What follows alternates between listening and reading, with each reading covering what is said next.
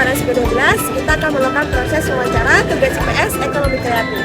Tungguin ya.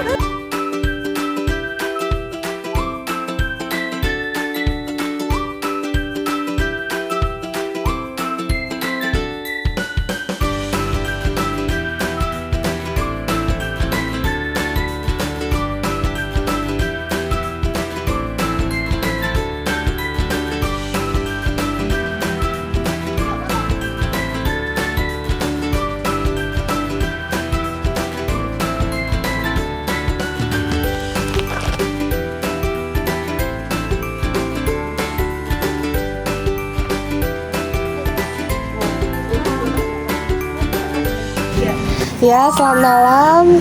Saya Azhara Putra Isya dan ini teman saya Putri, ini Abel dan ini Kinanti. Kita akan melakukan wawancara tugas IPS Ekonomi Kreatif. Oke, untuk nama usaha yang dimiliki? Usaha yang dimiliki Dewa Cafe. Terus menu yang disediakan di kafe ini apa aja?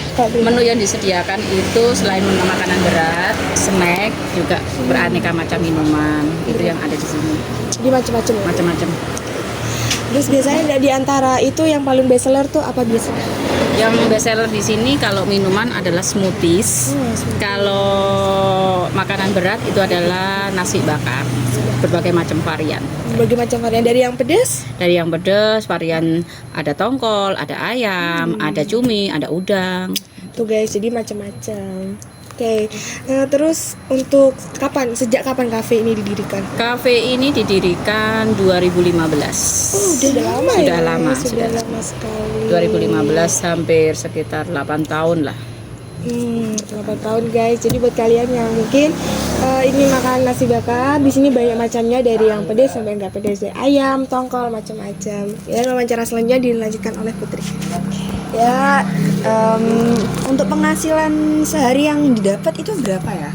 Kalau penghasilan kotor itu dalam 1 bulan mungkin mencapai sekitar 10.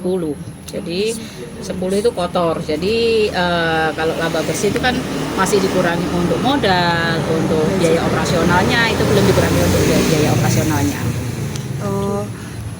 Lantas latar belakang yang didirikan kafe ini apa ya?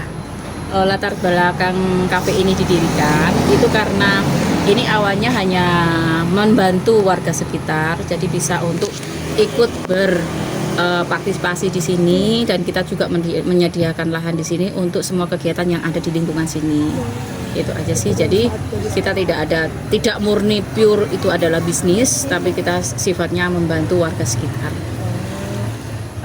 Di sini pasti didirikan kafe itu pasti ada sejarahnya kan. Terus kenapa kafe ini dinamakan Dewa? Nama Dewa Cafe itu diambil dari nama bapak papa yang punya rumah ini. Jadi suaminya Mami itu namanya Pak Dewal. Dewal itu artinya adalah hutan.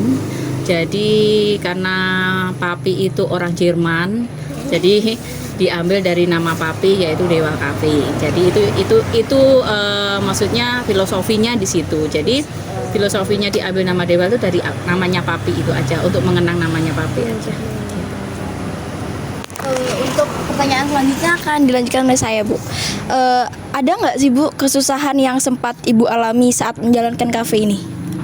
Kesusahan selama didirikan kafe mulai 2015 itu kita di awal Covid. Itu jelas kita semua usaha yang mempunyai usaha semua saya rasa mengalami kesulitan, karena begitu awal Covid itu kita sempat harus vakum dari kegiatan untuk kafe.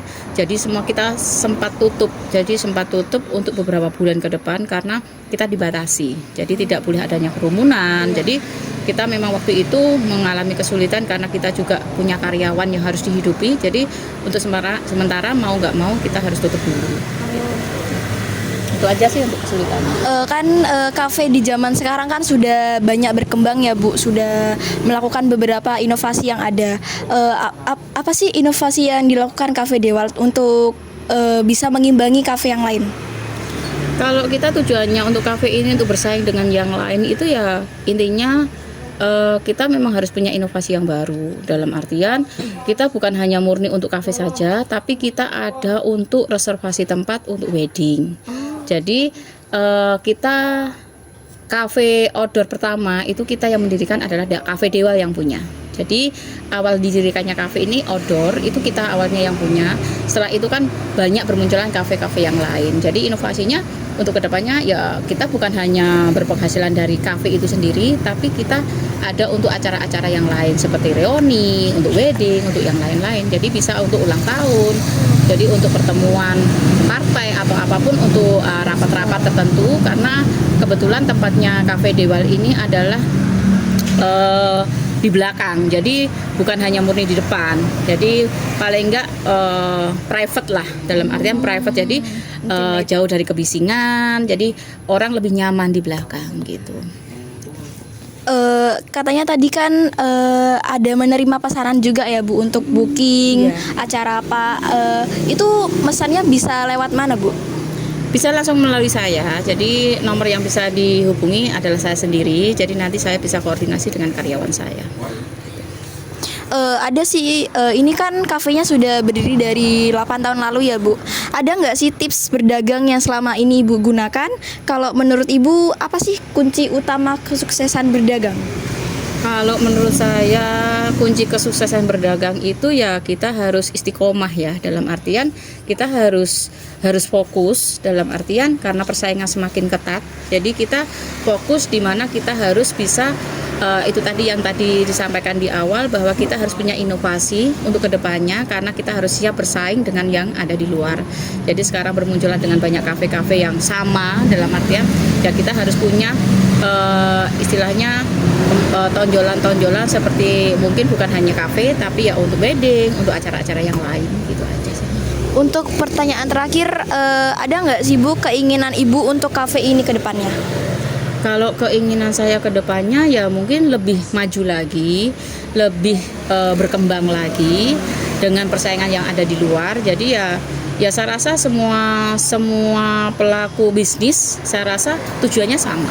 Jadi untuk kedepannya ya kepengennya bersaing dengan sehat, untuk kedepannya juga lebih bagus lagi gitu. Jadi kita semua saya rasa semua ini pebisnis saya rasa tujuannya kedepannya juga sama gitu. Jadi untuk sukses lagi kedepannya bagaimana berinovasi dengan persaingan yang ada sekarang kan gitu. Jadi ya sama lah, saya rasa semua pelaku pebisnis saya rasa sama. Oke, segitu aja guys.